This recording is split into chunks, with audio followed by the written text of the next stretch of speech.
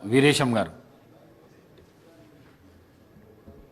ముందుగా మీకు ధన్యవాదాలు అధ్యక్ష. మూడో శాసనసభకు ఒక బలహీన వర్గాల నుంచి వచ్చినటువంటి మీరు ఎన్నిక కావటం నిజంగా సమాజం మొత్తం గర్వపడుతుందని చెప్పేసి ఈ సందర్భంగా తెలియజేస్తున్న అధ్యక్ష. కింది వర్గాల నుంచి వచ్చినటువంటి వాళ్ళంటేనే ఒక విధమైనటువంటి భావం ఉన్నటువంటి ఈ సమాజంలో గౌరవ పెద్దలు కాంగ్రెస్ పార్టీ అధ్యక్షురాలు సోనియా గాంధీ గారు తెలంగాణ ఇచ్చినటువంటి తల్లిగా, తెలంగాణ ప్రజల ఆకాంక్షలు తెలిసినటువంటి వ్యక్తిగా ఆ స్థానంలో మిమ్మల్ని కూర్చోబెట్టడం ద్వారా, ఆ స్థానంలో మిమ్మల్ని నిలపడం ద్వారా తెలంగాణ సమాజంలో ఉండేటువంటి దళిత జాతికి ఒక గొప్ప గౌరవాన్ని ఇచ్చిందని చెప్పేసి నేను భావిస్తున్నా అధ్యక్ష.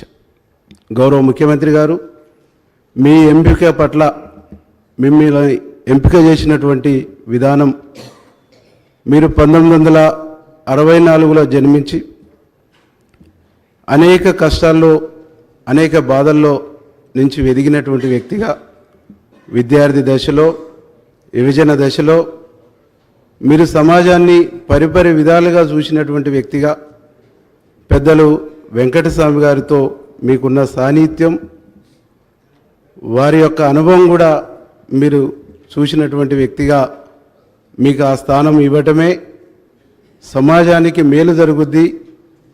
ఈ శాసనసభలో ఒక ఆరోగ్యకరమైనటువంటి చర్చ జరగాలన్నా, ఒక మంచి నిర్ణయాలు జరగాలన్నా మీలాంటి వ్యక్తి ఆ స్థానంలో ఉండటమే సముచితమని చెప్పేసి భావించి మీకు ఆ స్థానం ఇచ్చినందుకు, మీ ఎంపికను అన్ని పక్షాలు కూడా స్వాగతించినందుకు వారికి కూడా మనస్ఫూర్తిగా ధన్యవాదాలు తెలియజేస్తూ, పేదవాడి కష్టాలు తీర్చేటువంటి శాసనసభగా ఈ శాసనసభ మనుగడ కొనసాగుద్దని చెప్పేసి ప్రజలు భావిస్తున్నారు అధ్యక్ష. కాబట్టి పేదవాళ్ళ సమస్యల్ని పరిష్కరించేటువంటి దశగా గౌరవ పెద్దలు మీరు ఆ బాధ్యతను తీసుకొని పేదవాడి బతుకు గురించి, పేదవాడి మెతుకు గురించి, పేదవాడి జీవితం గురించి చర్చ జరిగేటువంటి విధంగా ఈ శాసనసభను మీరు నడపాలని, నడుపుతారని, ప్రజల యొక్క ఆకాంక్ష చాలా గొప్పగా ఈ సభను గొప్పగా ఈ రాష్ట్రాన్ని నడుపుద్దని ప్రజలు భావిస్తారు అధ్యక్ష. ప్రజల యొక్క మనోభావాలకు అనుగుణంగా, ప్రజల యొక్క ఆలోచనలకు అనుగుణంగా ఈ సభను మీరు నడుపుతారనే విశ్వాసం, నమ్మకం ప్రజల్లో మెండుగా ఉన్నది. ఆ విధంగా మీరు నడపాలని, మీకు భగవంతుడు మంచి శక్తిని, ఆయుష్ని ఇవ్వాలని మనస్ఫూర్తిగా కోరుకుంటూ మీకు శుభాకాంక్షలు తెలియజేస్తూ ముగిస్తాం. డాక్టర్ వంశీకృష్ణ గారు.